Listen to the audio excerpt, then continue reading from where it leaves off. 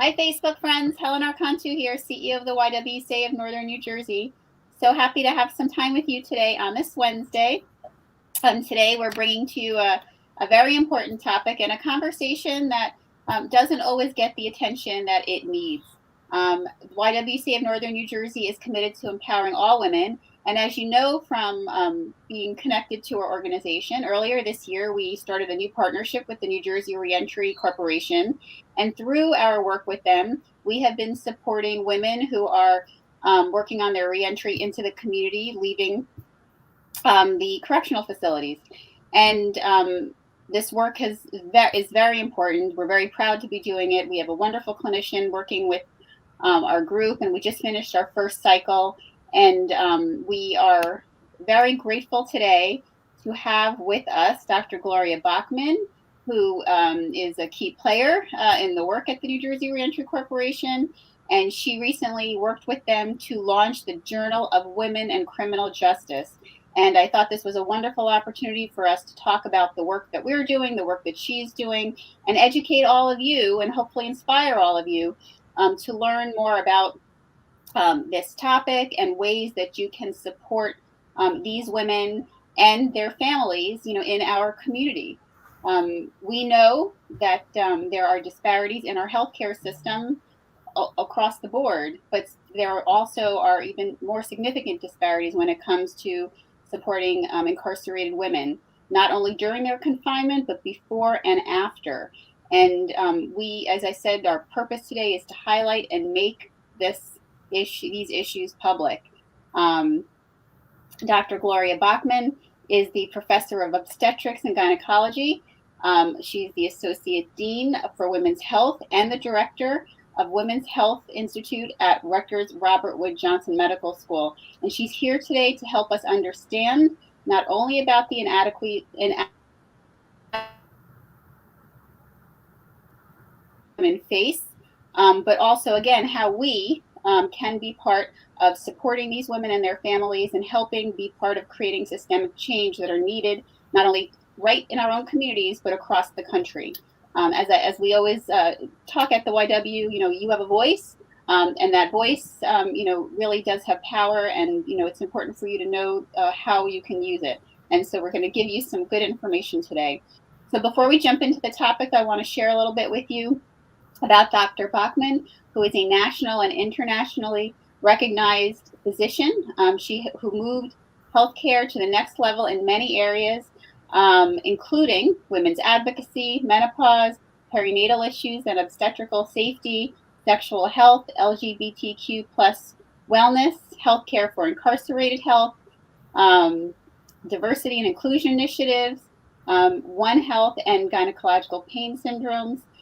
She has worked in so many important areas that have had such impact for women. And as I shared what her work is at Rutgers Robert Wood Johnson Medical School, in addition to that, she is also the medical director of the Proud Gender Center of New Jersey and the chair of the Health Committee for the New Jersey Commission on Reentry Services. She is a respected clinician, a valued mentor, a prolific researcher, and a sought-after educator. And we're so grateful to have her for some time today. So welcome, Dr. Bachmann. Thank you so much for joining us. Well, I am honored to be part of this broadcast because, as Helen said, it truly is a very important topic. But I'm going to actually start my presentation with a question to the audience and to you, Helen, and that is, what if you were incarcerated for 2 years, 3 years, 5 years, and out of your community, and you had to leave your family and your home? And after that period of time, you're finally released and you re-enter the community and you go to this community shopping center and you meet an old friend who says, gosh, I haven't seen you around for quite a long time. Where have you been? What would you answer? Which is a really real question. I mean, it really happens that when any individual is released from incarceration and go back into their communities and they see people again that they haven't seen in a while, many will say, what happened to you? Why did you, get erased from the face of the earth and now you're back again? Yeah, that's a tough one, right? I mean, there's so many answers that pump into your head, but every one of them come with a kind of ripple effect of another question or a response that may not be so welcome. Exactly. And think about it, that if I, Gloria Bachmann, had been in prison for 5 years and you're meeting me for the first time and you say to me, gee, it looks like you haven't been very busy in Rutgers for 5 years. Where have you been? And I said to you, well, I've been incarcerated. There are many questions that come up, and many times there's a stigma against the person who has been incarcerated.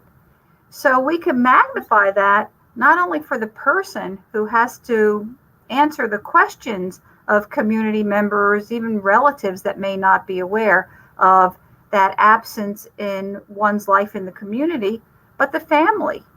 If we think about it, that many women, when they are incarcerated, leave behind children. And so these children are going to school, they're going to religious classes, etc.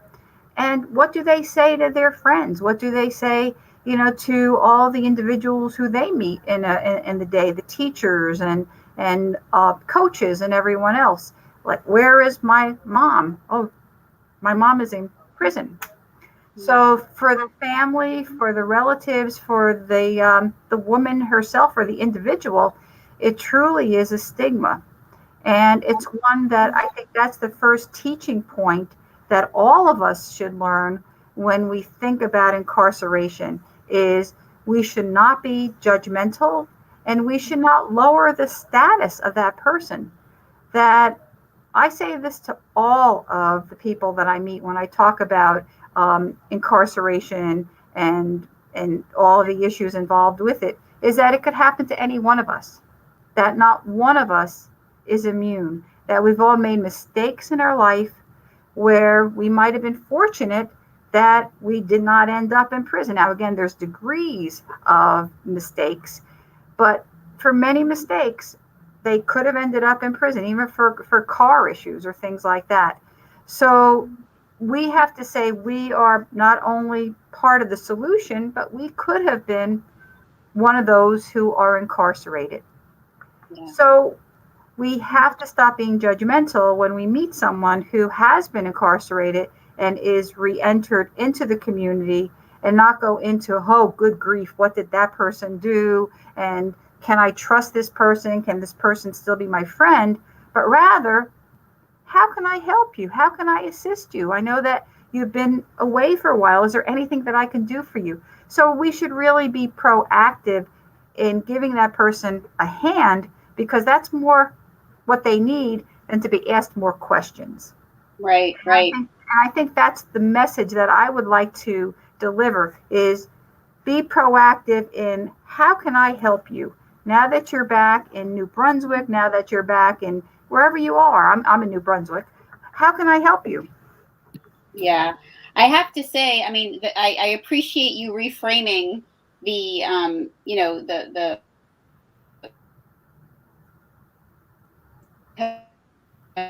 very often we kind of fall in, we just, fall into that, judgment, as opposed to thinking about the impact that it's had on their life and the ripple effect into other aspects of their life as well. And again, as you're just, so, beautifully just pointed out, this could happen to any of us. And, so this is really an opportunity for us to step back and learn, as what, we try to focus on here in YWTV, and to create an opportunity to be able to think about, how we can help. So with that, let me give one other point before we move on. Not only can you be proactive, but if you see that the person is having some difficulty mouthing or really coming up with, how can I answer this question? It's very embarrassing to me. Is if you know that they have been incarcerated, you could say, this has been an educational experience, I'm sure, for you. So you could put words into their mouth. You could say, I know the past 5 years have been an educational experience, because the education, I think, is the key word here. That every one of us, when we've been in a circumstance that maybe have been beyond our control, that we've learned from it. Right. And I think for so many of the reentry women, that it's been educational for them, and that we can say this has been an educational time for you, I'm sure. And how can I help you? So I think it's really important that all of us really get that part of who we are when we do talk to someone who has had that unfortunate experience of incarceration. Yeah, I appreciate that.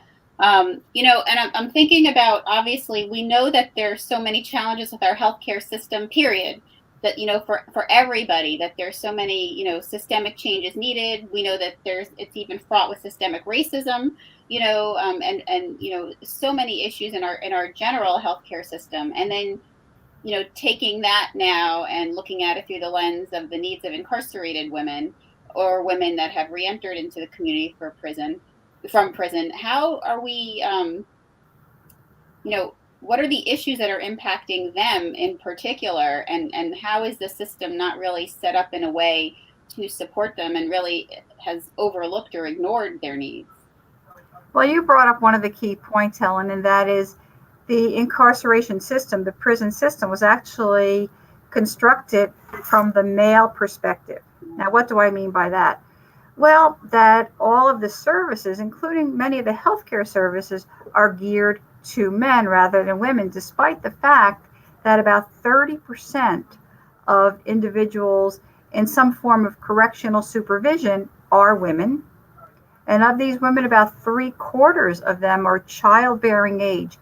And that when women enter prison, about 5% of them are pregnant. So when we say that it's geared to men, let's think about all the issues that are not addressed when a woman enters prison. So the number one that I just mentioned is pregnancy.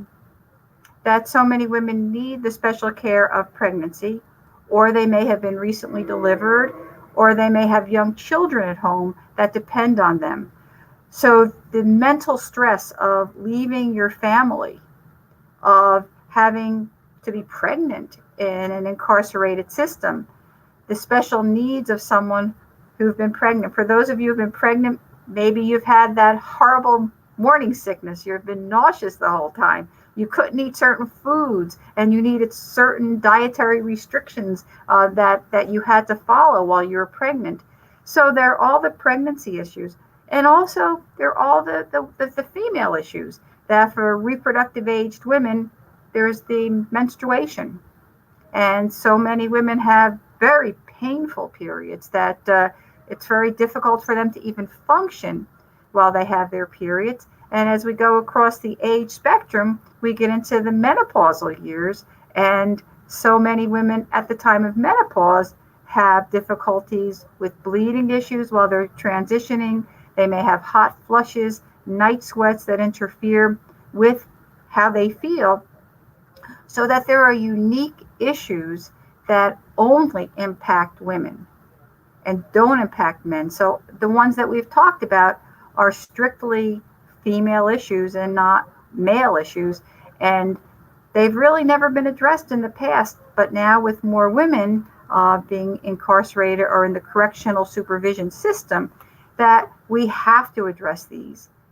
And I want to bring up one other point, and that is that when we talk about interventions and management for women's health issues, we really have to understand that a woman who is going through menopause in her community has many different needs than the woman who is going through menopause in an incarcerated system, because they may not be able to adjust how they sleep at night, because with the hot flushes and the night sweats, that you can regulate many times you can regulate, how cool your home is, whereas you cannot do that when you're incarcerated. So all of the ways that we have to control our lives when we're not incarcerated, we lose when we're incarcerated. So there are unique issues for women that we have to address. And the Commission on Women's Reentry is actually one of the focuses is doing that we have to say that the management of the menopausal patient, the management of the woman who has painful periods is not the same when one's in the community versus when one's incarcerated. And we have to look at what are the other needs of women when they're incarcerated that really superimpose, that make it more exaggerated in intensity when one is in prison. And I really appreciate you talking also about the mental health aspect of it, in addition to the physical health aspect. I mean, I think as a society, hopefully we've seen a little bit more of an understanding that mental health is part of health overall, and that it's not a separate piece, and that they are integrated issues, from that perspective. But I mean, obviously, if our system isn't set up to be able to think about the physical health issues, we are pretty confident that it's not set up to address the mental health issues that, that come, and women are experiencing, in these facilities. Let me just go into one other aspect of that, which is so important that we don't think of. And that is there's the pre-incarceration trauma that many women have experienced before going into prison. So they may have been in a domestic violence, an intimate violent relationship. So there is the trauma before, which is called the pre-incarceration trauma, and there's the incarceration-based trauma. And if you just close your eyes for a minute and you think about it, that if tomorrow you were in a prison, your whole life would be so different. It would be a very traumatic experience, that you would no longer really be in charge of who you are, that everything is dictated by, that prison system, and that you no longer are the individual that you were when you were living in New Brunswick, New Jersey, versus in the incarceration. And as we know, there are many issues that the prisons are addressing that exacerbate these problems. So there's the pre-incarceration trauma, and then there's the incarceration-based trauma. So a woman who is incarcerated has double the trauma, has double the mental health issues. And so many individuals who are incarcerated do have some chronic issues even before incarceration, including some mental health issues that they're struggling with before incarceration. So we do have to look at not only the blood pressure or look at the weight of an individual, but their mental health as well, which you can't see. You could test the blood pressure and you get a number of 120/80. You can look at your heart rate and you get a number of 72. But if I were having mental problems right now and we're very depressed or very anxious, there's not a number that you could put on that to say, oh, Dr. Bachmann has this number for mental health, like Dr. Bachmann has a blood pressure of 120/80, which is something that we can see more visually than mentally, where we just can't see that number. And then going back to what you said earlier, which I think really reinforces the point, is if the system is not set up to support that, then a woman is coming in to the system, and then that pre-trauma is going absolutely unsupported during the time that she is in the facility, and then there isn't even an opportunity for it to get addressed until her time there is finished and she's back in the community. That's a just for those of us watching to think about, when you're struggling with something, think about having to just deal with it for possibly years without any option of getting it addressed, and then the impact that has and compounds other issues that come from that is it's a very heavy load, both physically and mentally to carry for these women. Well, they've actually done an experiment where they put young individuals, and this was not a real situation, but just experimental, where they put them into a prison system, and most of them could not tolerate it. that they had to stop the experiment because it is so traumatic. It does impact our mental wellness to such a degree that even though it were just an experiment and they knew that this would, end in 2 days, 5 days, whatever, that it was so mentally challenging to them. And then in addition to the mental health issues, so many women who are incarcerated as well as men have many chronic mental health issues that we also, have to address. We've talked a little bit about some specific to women, their gynecologic health specifically. But then there's the infectious diseases, the hepatitis, the HIV, the AIDS, sexually transmitted infections, tuberculosis.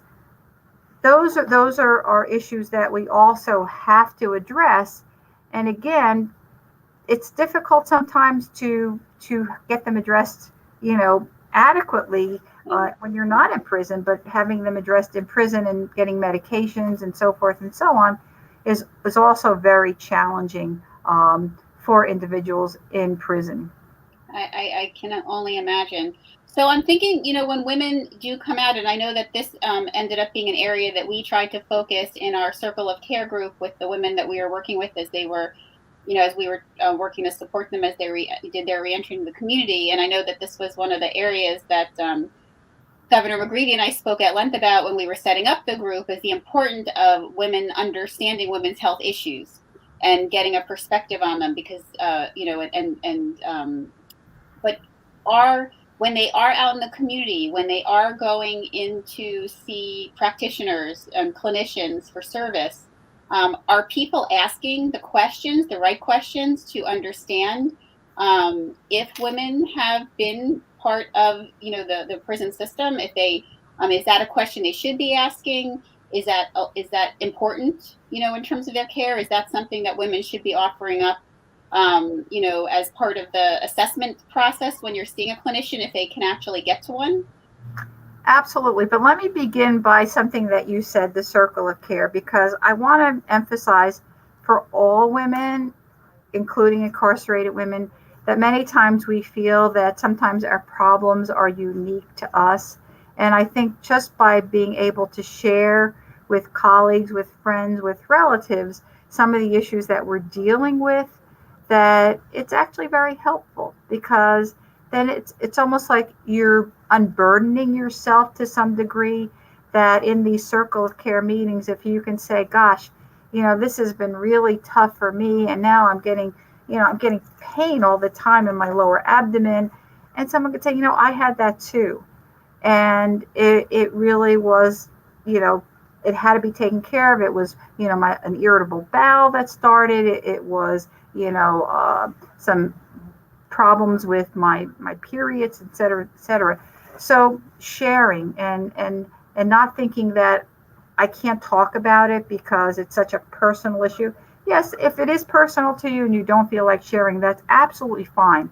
But it's also fine to share and to be a circle of support for others when it comes to mental issues.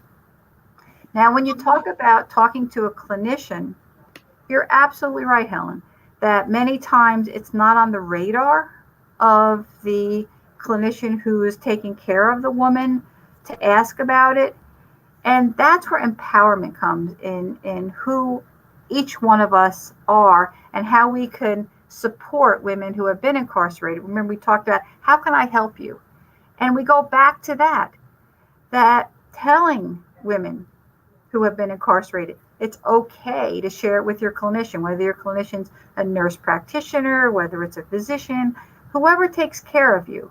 It's okay to share that you have been incarcerated and that you have these additional mental health issues, that you have, severe problems with weight because you haven't done the exercise that you wanted to do, or that you've had more heart issues because you've been so sedentary and your blood pressure hasn't really been controlled that well.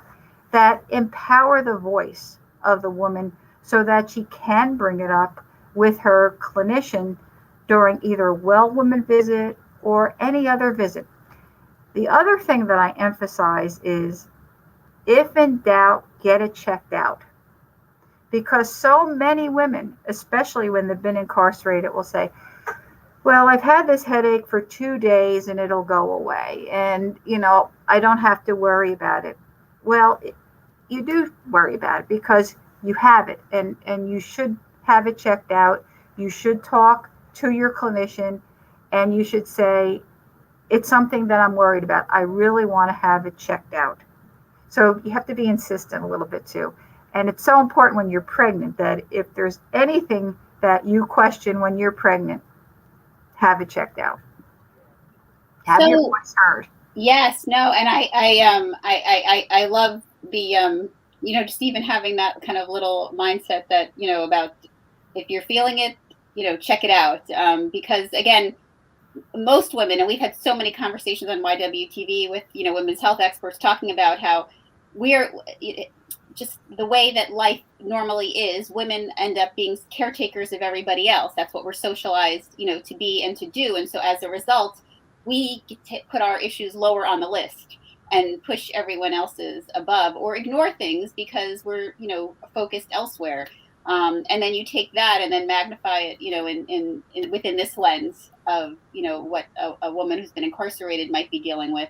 It does show the importance of really, just not letting anything go, because it really could have a life-threatening impact, on your life if you're, and we all know that the sooner we can find an intervention, if something's identified, normally the sooner means, better outcomes for sure.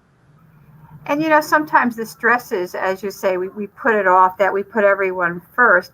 Sometimes the stress is actually then not only are we ignoring, but we're exacerbating our health. And let me give you one example that I speak to many women who are using tobacco and are using alcohol because they're so anxious, because they feel so stressed out that that this is the only thing that calms them. And you really have to say, okay, this is bad for my health too. So what are some of the other ways that can help me, that I should be looking into? And that's where talking to the clinician is so important. And not just, saying, well, I feel okay. No, say, I don't feel well. I'm very stressed. I'm very anxious. I know that I'm smoking too many cigarettes because I'm so anxious, and that helps my anxiety. Or I know I'm taking too many drinks of alcohol because I'm so anxious. So it's not okay. Talk about everything that is troubling you. And it doesn't have to be, as I said, it doesn't have to be something visible, like I have a skin rash on my face, but it can be something invisible, like I'm very anxious. I always feel stressed. I'm not sleeping at night. Those are all important issues to discuss with your clinician. So before we leave each other, it's so important, I think, to spend a moment talking about the journal, and its introduction into our community, and what it's focused on, and why it's so valuable and important for us to have. Can you speak a little bit to that, and within the context, obviously, of this conversation, which I think it just really shows the importance of having such a important tool in our community. I'm going to try to bring it up, but this is the Journal of Women and Criminal Justice, and it was really commenced, it was really initiated to give women a voice, especially those who have been incarcerated, because many times they don't have the voice, that they're shut off by society, or people don't hear some of the issues that they have. And so this is a journal that, first of all, everyone should read it. I think it's spectacular, and it's heartwarming, it's inspiring. There's just so much information. But the bottom line to it, because I know we don't have a lot of time, is it gives women a voice, especially those who have been incarcerated, and their voice is strong, and their voice is powerful, and their voice is inspirational. Well, I just appreciate that we now have this vehicle, for lack of a better word, to be able to get and share the voices. I know we just have to be clued into our media to know what's been happening in our state, in our women's correctional facilities, and having this conversation, looking at it through the lens of what the abuses of the system and how it's impacted the women here in New Jersey, just shows that how important it is to be able to elevate their voices and listen. If we had been listening earlier and taking action earlier, we could have saved a lot of women from a lot of harm. And so, it's very important, and we all have a role in supporting women. And I appreciate we have Constantine and me saying this is a great conversation, and a few others watching right now. This is a very important conversation, and again, sometimes as women we get so focused on our place in the world and our lives, and not thinking about the big picture and how we all snap together, in terms of impact. But that this is definitely such an important conversation. So grateful that you could be with us today and shed some light on it. And we're not done with this conversation. This is just the beginning. So for those of you watching, if you'd like to get a copy of the journal and really see in writing the impact that Dr. Bachmann is talking about that it will have, we have the link right here in our comments so that you can connect to it. And also we encourage you to learn more about the work at New Jersey Reentry Corporation. As I shared, the YWCA of Northern New Jersey is a proud partner of New Jersey Reentry. We are so grateful to be working alongside the professionals of the team there to support these women as they come back out into our community. There's so much need, and there's so much you can do as well to help support them. And Dr. Bachmann is explaining some of the areas that really comes from a place of empathy and a place of providing support, but there's so many resources that are needed as well. And as I always share, we put people into office, we vote for them, we put them into office. These are issues that we should be reminding them that are important to us, and that resources need to be directed, and supports need to be directed, and organizations like New Jersey Reentry and the work that Dr. Bachmann is doing at Robert Wood Johnson is so important to support your dollars, your volunteer time, and just talking about it and raising attention and awareness is part of doing something. So please keep yourself educated and informed. This is the beginning, hopefully, of much more. Before we leave each other, Dr. Bachmann, for those watching, what else can we do? Tell us, give us a little hit list. Well, I think what you said is absolutely true. Is number one, education. Number two, spread the education in your community. Be a loud voice especially for incarcerated women and women on reentry. And number three, do look at ways that we can increase resources for this population who have been underserved many times before incarceration as well as afterwards. So be the voice. Well, thank you. And thank you again so much for educating us and really, challenging our thoughts and our perspectives on this issue. And again, we encourage everyone to go to these links, learn about the work of New Jersey Reentry Corporation, spend some time reading the journal and following this work. With that, we hope that you can join us for our next installment of YWTV, which will be this Friday at 11 a.m. We will have a sneak peek talking with Jessica Bush, the tutor doctor of New Jersey. We have a Motherhood Uncensored event that is happening on August 18th to help those of us who are parents and are getting ready to transition children back into the school in the fall. There's so many things that are on our mind right now. Doesn't matter if you have 8-year-old twins like I do, or whether you have teenagers, there's a lot to process. And so we have a wonderful panel of an education expert, a health a physician, someone to help us even think about packing lunches again, because that's something I really didn't miss over this last year. And also a mental health person to talk with us about whether your child is anxious or whether you're about returning because they actually liked being home virtual and that was a better experience for them, or just the fears that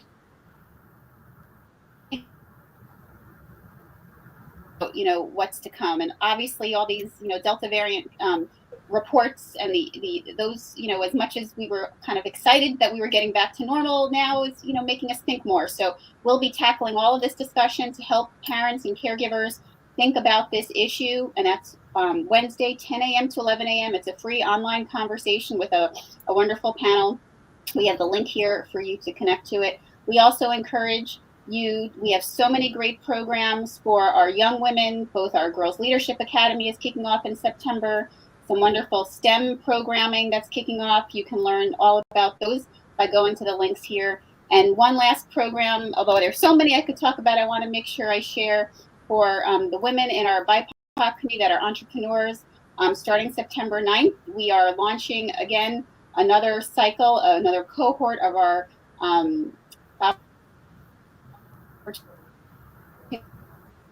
program through the year. There's no charge, and we would love for you to join us so we could help develop your business, and so you can launch it. And so with that, we wish everyone a wonderful today and integrate it into a conversation with someone you're having. Take this broadcast, take the link and share it onto your Facebook feed, send it in Messenger to someone you think that would really benefit from hearing about it. Put it, send it in an email to a group that you're connected to. This is a great opportunity for you to use your voice and share this information with your network. And again, Dr. Bachmann, thank you so much for making the time. And we look forward to talking with you again on more of this and other important topics. You're such a gem, and we're so grateful we have you here in New Jersey. My goodness. Thank you for all you do. Thank you. Bye, everyone. Have a great day.